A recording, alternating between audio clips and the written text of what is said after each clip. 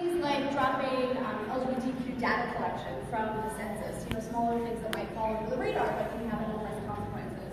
We've also Okay, this is seen about LGBT issues in the 21st century. Some moments of restraint and something, possibly approaching hope.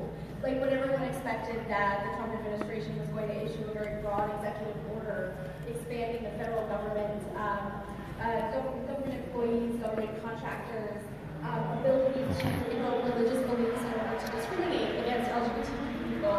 That did not come when a religious liberty order was issued. Who knows what will happen or what's in the works now, but it didn't come.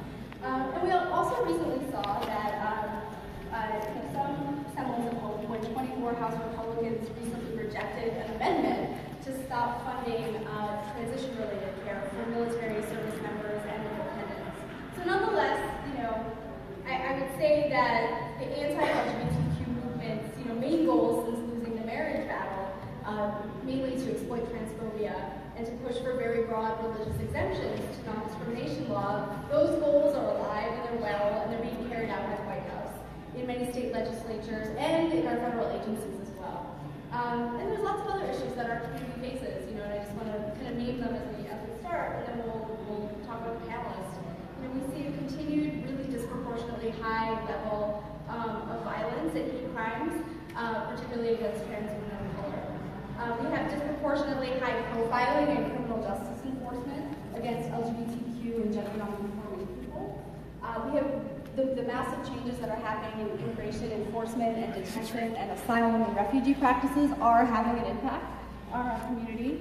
And the threat of healthcare, obviously, some things have developed in healthcare this week, but all that stuff and funding impacts LGBTQ people and HIV-positive people in a particular way. So these are some of the things I expect we'll talk about today, and I'm just going to go ahead and introduce some of the panelists in the order that they are seated, which is roughly, strangely, almost alphabetical. So yay! So next to me, hello, we have you're next to me and you're Renee. We have the lovely Clay Aiken, who, as you write up your stuff. No kidding. I wonder if he'll sing us a song. As you likely already know, Clay is a very successful and extremely talented singer, but he is also, I think it's true, so I named it. He's also an actor, an author. He started a charitable foundation called the National Inclusion Project for Children with Disabilities, and he ran for Congress in 2014. That is good. Next, we have Guy Benson. Hello, Guy. Guy is the political editor of townhall.com, a Fox News contributor, and co-author of a book called End of Discussion, which was published by Random House, and a new edition is coming out on Tuesday. And he's also made many a top 30 under 30 list. Maybe not this year. Not anymore. At 32, it's over. It's all over. Done. All right.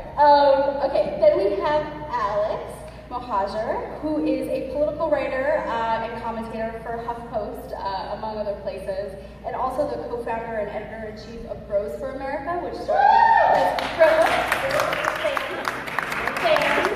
started as Bros for Hillary, and that too.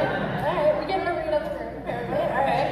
I would be extremely remiss if I failed also to mention that Alex was named as Out Magazine's 100 Most Eligible Bachelors in 2017, and I hear he's interested in dates. So just at the outset of the panel. I got 0 dates off of I mean, that's unbelievable, people. You have to rectify that. Okay, so moving on. Okay, we have also Matthew Crafty with us, and he is. Matthew is the chairman of the Log Cabin Republicans of California, and he is also the president of Log Cabin Republicans of Los Angeles. He's also a musician, a car enthusiast, and he ran for state assembly in 2016. So. I'm looking for dates too, so. Awesome. I think there's a solution sitting right next to me. That will make for an interesting dynamic of the panel later. So, all right. Finally, last but certainly not least, is Tara Slavin, who's the Deputy Director of Policy and Community building a department at the LA LGBT Center. A wonderful colleague of mine who I work with a lot and appreciate. For folks who don't know, the LA LGBT Center is actually the largest LGBT organization in the world. And Tara is a lawyer and has a tremendous history of amazing things, but specifically serving LGBT survivors of domestic and sexual violence. And you don't have to declare your desire for dates or not at the end of this. I think my wife might have a problem. Excellent. So that's who's with us today, and we're so grateful to have everyone. So I'm going to kick it off with an open question, and I'm just going to have everyone, I'm going to go down the line and have folks answer. An open one. What do you think the political climate looks like now, from your perspective, in terms of moving LGBTQ equality forward and not backwards? What are your biggest concerns in your mind, if you have concerns? What do you see as possible, opportunities? Are there possible opportunities? What do you think we should be paying attention to? Clay, I turn to you. Yeah, hey. I'm sure this happened. Never did very well. Huh? I'm set. We've got an even number of people looking for dates. I don't want to mess it up. Thank you. This is my third year doing this panel here at Politicon, and it's probably the first year where I find myself almost conflicted in how I feel. I think I share a lot of the same concerns that you mentioned earlier, and that I think imagine a lot of people in this room may share. I know Donald Trump because I worked with him at one point, or I know the person who I worked with. I don't know if I know this guy, but because it's different. But I think that there should be. I'm so afraid I'm going to sound like I'm defending him, but I'm not. But I think that there should be some recognition of the fact that the Republican National Convention this past year did mention LGBT issues. Very little, but some. And so I think there was some progress. That said, he got into office and started, not living up to that idea. I just did a panel earlier that was specifically Trump, genius, or lunatic, and I said that I think he's just a narcissist, and I think most of the stuff that he has said and done has been for attention. That said, the courts are the issue that I'm probably most afraid of. I think that obviously Gorsuch being appointed to the Supreme Court may not have changed the makeup of the Supreme Court right then, but it certainly was very different than what it would have been had Hillary Clinton won, and it took away an opportunity for us to try to have a Supreme Court that was equality-minded. I'll say the same thing that I did in my last panel, and then I'll let me quiet my guy go. As much as I am bothered by Donald Trump and his lack of clarity, I think that's probably the thing that scares me the most, is because he doesn't have, you just really don't know. He says one thing, he does another. He tweeted about the transgender military ban, but that's not policy, and I kind of think he'll never be policy because he just was trying to distract the news for a while. I just don't know what he's doing, but I do know what Mike Pence would do, and so there's a little piece of me that would rather Donald Trump stay president and get jack shit done for 4 years, as he's so successfully done for 6 months, than have Mike Pence become president and get a lot done in 4 years. How do you feel about that, guy? Well, so as you heard in the introduction, I wrote a book 2 years ago with my co-author Mary Catherine Ham. Did you see it? Thank you. Say as a valid legal. Thank you. You should definitely buy it. I'll let you borrow a new edition. Typical. A new edition is coming out this week, and we've spent the last 2 years really crisscrossing the country selling the book mostly to conservative audiences. And I came out in the book publicly. My family knew, my friends knew, but it was not a public thing. And we wrote so much about gay rights in one of the chapters, I felt like I had to disclose it. And so, in a footnote, I came out as gay. I did an interview with Megyn Kelly, who's a rock star. And this comes up in our that talk says something, doesn't every it? time we speak to conservative audiences, because we're addressing gay marriage, and she and I both happen to be conservatives who are for gay marriage, and I quickly mentioned I happen to be gay myself, and you get some surprise from the crowd. I just wanted to give you guys a sense of the reaction that I've gotten throughout these travels, and then there's some data to back it up as well. Two anecdotes. One was we were in Denver, Colorado at a very conservative event, pretty Christian conservative event. And we were doing a book signing, we had a great big line, and we're taking pictures and signing books. And this lovely little woman came up to me, and she sort of in hushed tones, wasn't exactly sure how she wanted to say it or the correct words. And she said, I just want to tell you that the way that you've done everything, and I have a nephew, and he's the way you are. we just love you, and none of that matters to us. And that was a really heartening experience for me. And she was channeling a lot of a sentiment that I think anticipated. The other example was from Albuquerque, New Mexico. This was just a few months ago. Very conservative crowd, older crowd. And someone during the Q&A asked Mary Catherine, there was the Day Without Women, remember the Day Without Women, that whole thing? What did you do, Mary Catherine, on your Day Without Women? And she gave this whole answer. And then I think the person in the audience felt bad that I'd been left out of the question. She said, well, Guy, what did you do on your Day Without Women? I'm like, that's every day for me. If you know what I mean.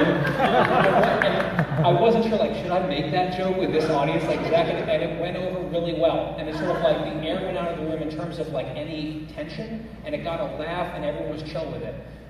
So anecdotes aren't data, but there's also data. Pew Research came out with a new national survey just a few weeks ago that showed that among Republicans in America, support for gay marriage is now exactly even. There has been a 52-point swing in favor of gay marriage among Republicans in the last 10 years.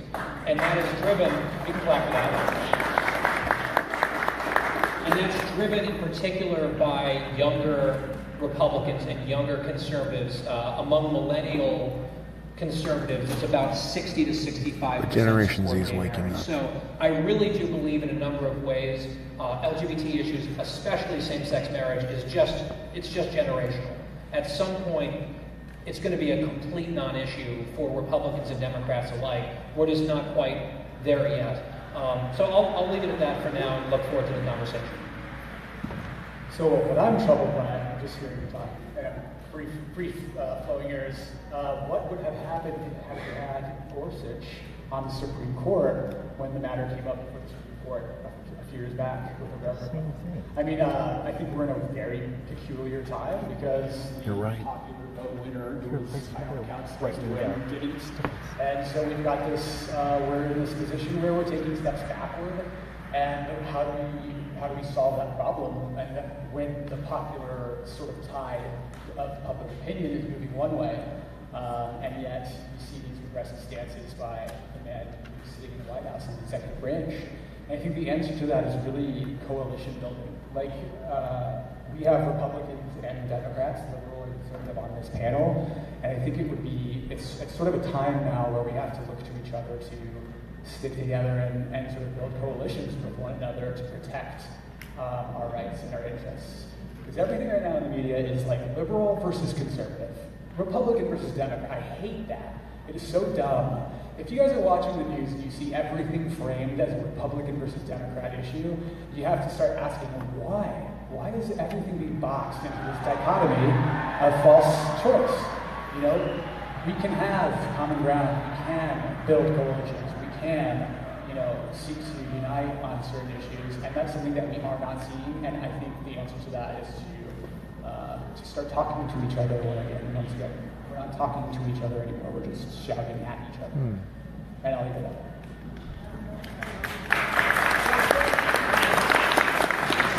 Yeah, and I totally agree with the not talking to each other part as well. I mean, I agree with a lot of what was said, but particularly that part. I came out in 1999, and I remember what America was like in 1999 on LGBTQ issues, and I struggled. Part of the reason I struggled so long, I think I knew since I was 7 or 8, but I struggled so long because I probably knew I was a Republican before I knew I was gay. But I was told you couldn't be both. You know, and so that that kept me in the closet for a lot longer than I probably needed to be. And you know, when I came out, it was a mixed bag. I mean, there were people in the party. I became active in local politics as soon as I came out, and there were Republicans who were supportive, there were Republicans who weren't. The difference I've seen happen since 1999 within my own party tells me that this is just, it constantly is going in the right direction. I think that there has definitely been some setbacks this week that a lot of people have been, you know, it's obviously been in the news, and it can feel like, oh, we're going backwards and there's no stopping it.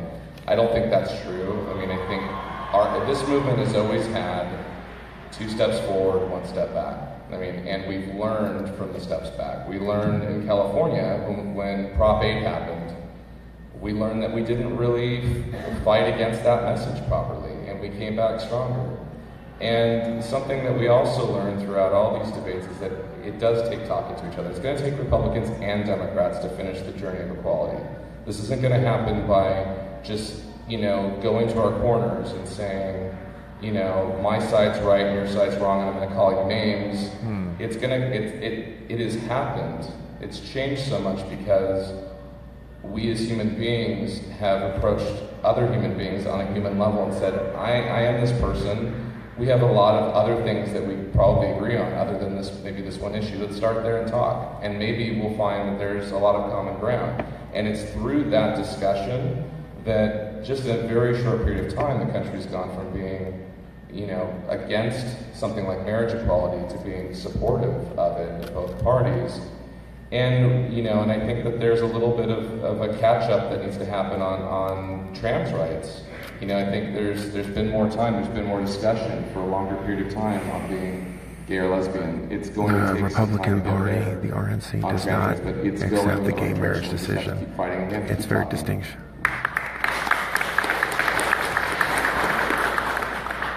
So I think being at the very end of a panel, making a list is always interesting. But people on this panel seem very optimistic. And I feel like I have some optimism, but I also want to really raise some of the concerns. And particularly the concern I see right now is an onslaught opposing the trans community and trans rights.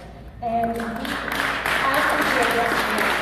so, you know, there is the military tweet that Donald Trump did, you know, which isn't even policy, but sort of creating that narrative and dehumanization. And then there's all the other little things that are happening, whether it's the Department of Education and the Department of Justice rescinding trans guidance in schools, the Health and Human Services Department rescinding non-discrimination and, you know, giving notice of their intent to rescind non-discrimination in healthcare on trans issues. HUD, right? HUD, our department that is most responsible for homeless youth.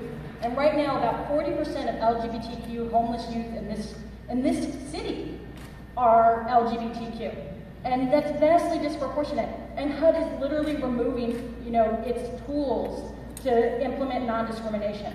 So I feel concerned. And I think we're really just at the start. And so, and I feel like it's that slow chipping away. I think some things get a lot of attention, but because so much of our success under the Obama administration was regulatory and was part of these administrative systems, that these slow chipping aways, which are harder to address and harder to get momentum around to sort of fight back, I'm afraid that's going to have real long-term consequences.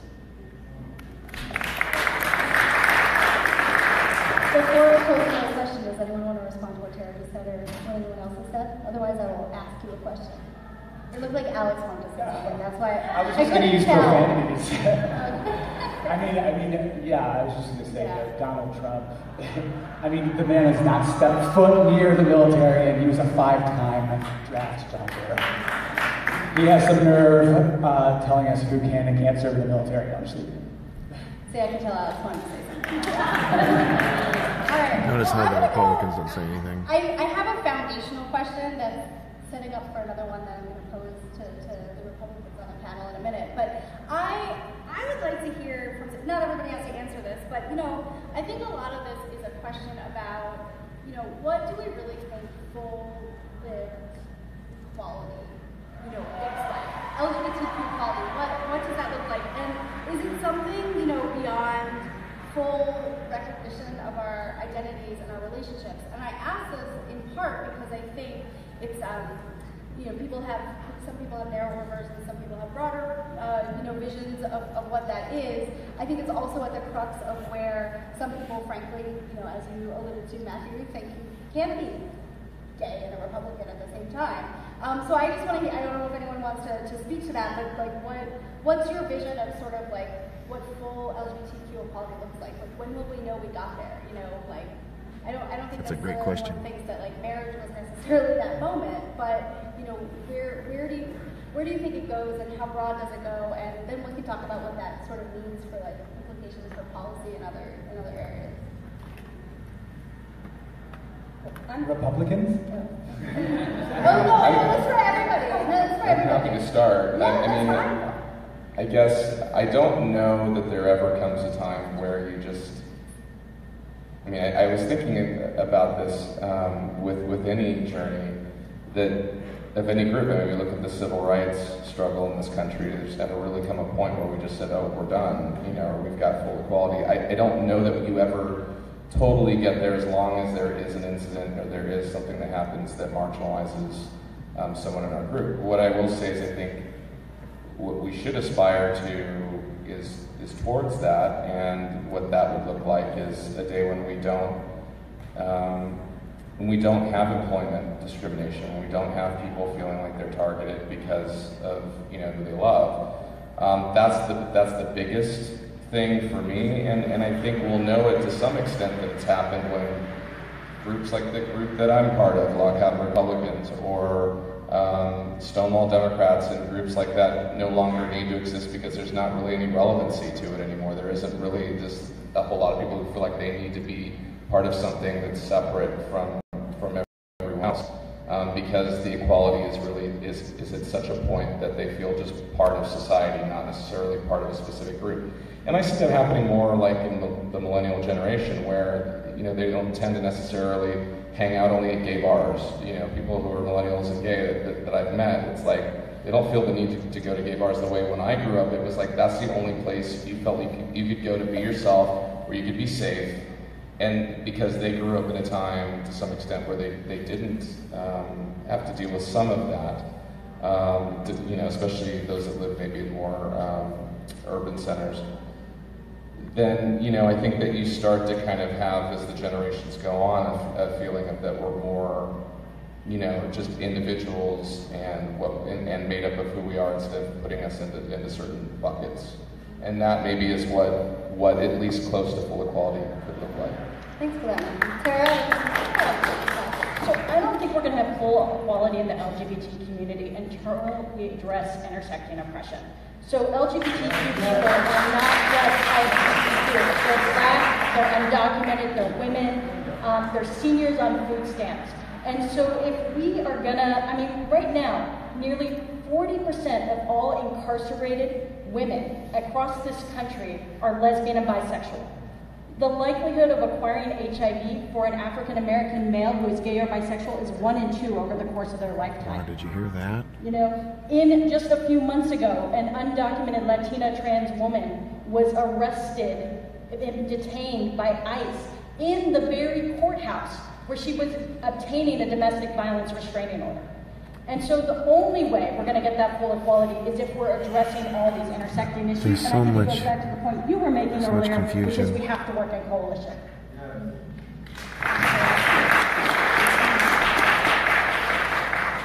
Anybody else want to say anything in response to that? Why are you winking at me?